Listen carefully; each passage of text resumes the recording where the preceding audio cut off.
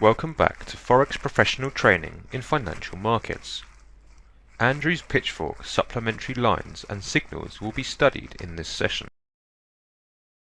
First type, additional line. In a bullish pattern, if a price fluctuates over the third pivot line, which eventually breaks this line by a bearish candle, then a valid sell signal is generated only if the price fluctuation could not break the line between the first and third pivot lines. The bearish candle must close under the third pivot line. In a bearish pattern, if a price fluctuates under the third pivot line, which eventually breaks this line by a bullish candle, then a correct buy signal is generated only if the price fluctuation could not break the signal line between the first and third pivot lines.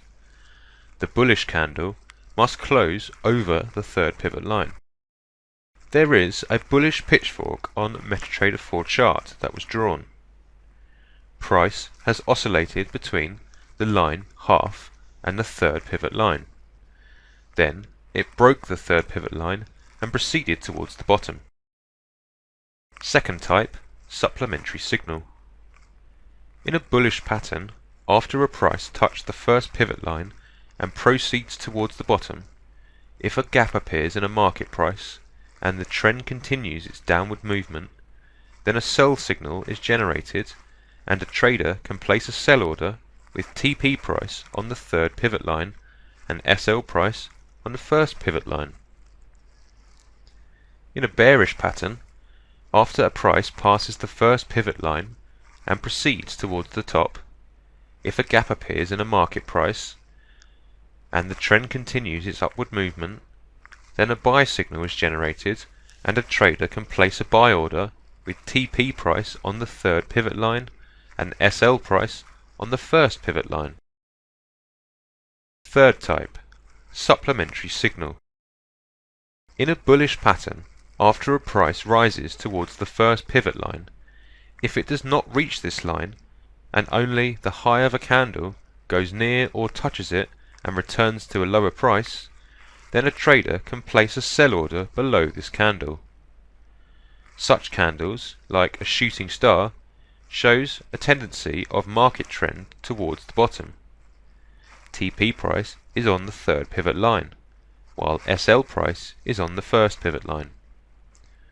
In a bearish pattern, after a price falls towards the first pivot line, if it does not meet this line and only the low of a candle, like a hammer, goes near or touches it and returns to a price, then a trader can place a buy order over this candle.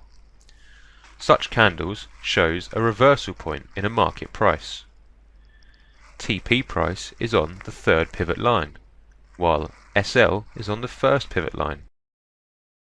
On an oil chart in a weekly time frame, there is a downward Andrews pattern.